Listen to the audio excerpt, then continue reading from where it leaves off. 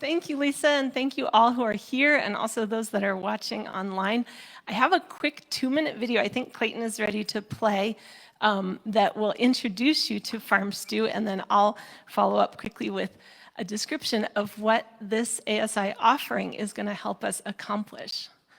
Millions of people around the world are experiencing extreme hunger, disease, and poverty, often leaving them feeling trapped and hopeless. But what if there was a simple way to transform this reality by teaching a practical, hands-on gospel that could lead to abundant life? Are you interested? I hope so, because this solution exists. It's called FARMSTEW, a recipe for abundant life. With God's help, we developed an 8-ingredient recipe. FARMSTEW provides instruction on farming, adopting a positive attitude, getting proper rest, eating healthy plant-based meals, using good sanitation, practicing temperance, building the capacity to start an enterprise, and gaining access to clean water. When families and communities adopt these practices, they leave behind their troubled lives and begin living the abundant life God created for them. They then experience freedom. Why does freedom matter? In Luke chapter 4, Jesus is recorded as saying that God has sent me to proclaim freedom. By implementing what FARMSTEW teaches, poor families and vulnerable people can achieve freedom from dependency. Washable cloth pads and menstrual hygiene education result in school-age girls experiencing freedom from shame. Clean water, efficient cook stoves, and well-built latrines lead to the freedom from drudgery and disease. Together with these and a biblical education on money management, families have the freedom to prosper. Finally, your financial support gives FARMSTEW the freedom to share by developing materials, providing training, and sharing resources with more and more people.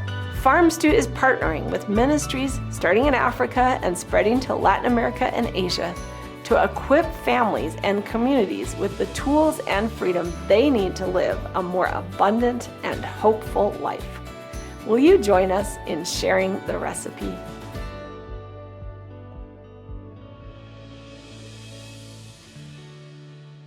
Again, it's such a privilege to be here. And, you know, Elder Thurber inspired me on Thursday morning. He shared about his father. And then Dwayne McKee shared about his father. And I'm really blessed. My father, if you can wave, Father, he's in the crowd today. And I just want to say, is my father that had a huge influence on my life and actually on this offering. When I was in high school, we went through a hard time. My mom actually left, and it became me and my dad. And he went through a really hard time, and he cried out to the Lord. He was working as a civil engineer, helping bring water to the West, some of the earth dams that provide water to the towns and cities we live in. But he cried out to the Lord, and the Lord said, care for water for the poor. And he didn't know what that meant. And ended up pursuing that journey. And he ended up going to Ethiopia. And it was in the mid-'80s. If you recall, there was a song that was very famous. Michael Jackson, Kenny Rogers, and Madonna are not usually on the same label. But they came together and they sang, we are the world. We are the children. We are the ones that make a brighter day, so let's start giving. And, you know, that's what ASI, we come together, we give to these ministries. That was the famine in Ethiopia that really touched my heart as a young girl and made me think about malnourished children. And then my dad went and helped get water to people in Ethiopia. And I'm just pinching myself about how amazing God is. It's like a dream. I'm going to wake up, but God is so amazing that I have the privilege, and that because of you and many others that give to this ministry, we have the privilege of making a difference in the world. Why do we do what we do? Because Jesus said that he wants all people to have life and to have it abundantly. And when I learned about the Adventist message in my 40s, I already had a degree in public health from Johns Hopkins. I'd worked in the field of public health for many years. I'd never heard of a population of people that got 7 to now they say even 11 additional years of life. That's life abundant. But there are so many people in the world that don't experience that. God's message is not just for Loma Linda Seventh-day Adventists who can make pesto with cashews and pine nuts, right, that are $30 a pound.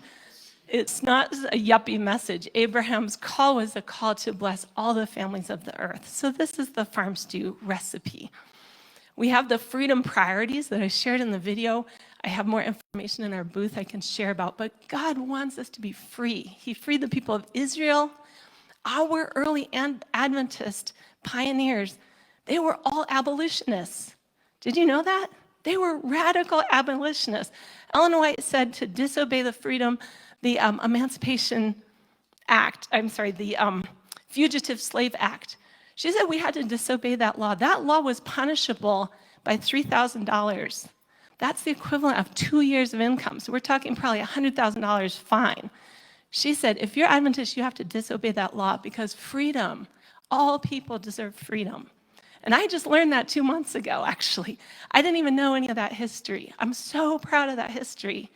But there's modern day slavery going on today, and it's because of poverty. And the root causes of hunger, disease, and poverty is what causes a mother to get on a plane. I was on a plane with about 100 mothers leaving their children from Uganda to go be slaves in Saudi Arabia 2 months ago. God is not amused.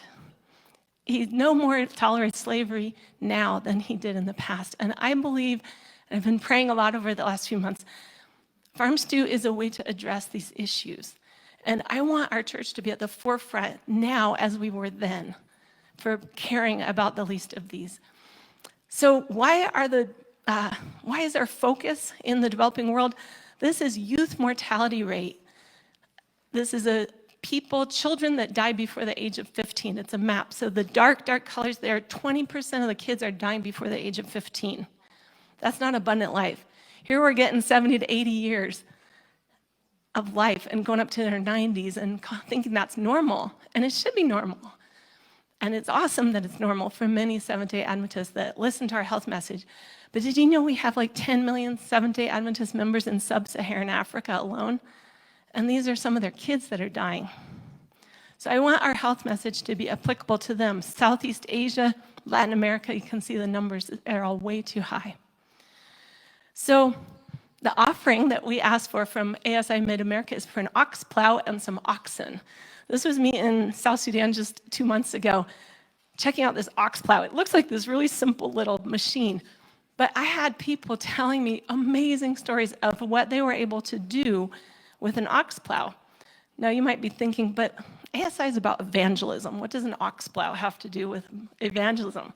Well, let me tell you what Sister White has to say about that.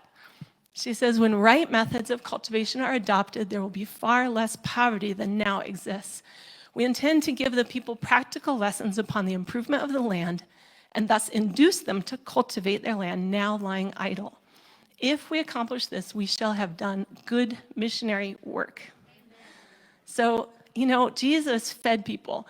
He didn't keep feeding them as a handout program where they could just show up anytime and get a free meal.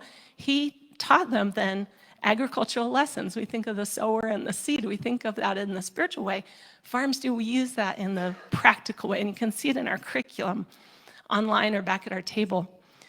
People think of farming when they hear FARMSTEW, but we do cooking, we do the pads for the girls, and praise be to God, we've been drilling wells, 71 so far, benefiting 21,000 people, and we hope for many, many more. I'll just say a couple of months ago in February when I was in South Sudan, I went from there to Uganda, which is when I went on the plane with these women that broke my heart. And then I ended up going to Tanzania, to Kibadula, one of our sister ASI member partners, and we trained a whole group of people. But there was a particular trainer here sitting on the front. His name was Holly, and he's a worker now in Zambia with a new partner we have in Zambia.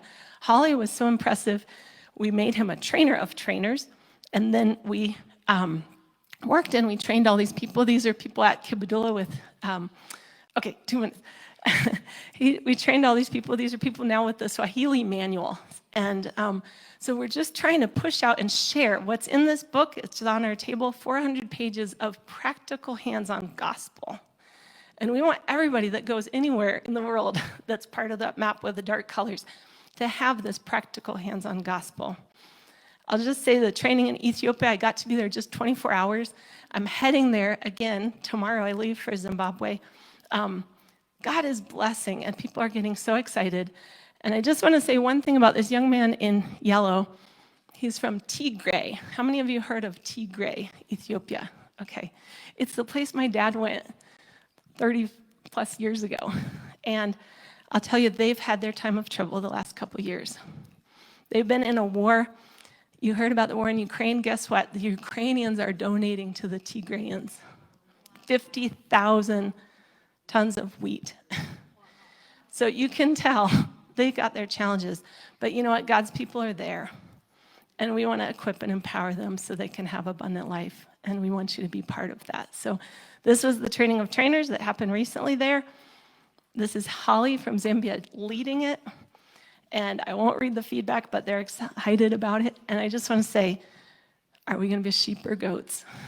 If you want to learn more, we're at the booth, but we also have our curriculum online for free anywhere in the world.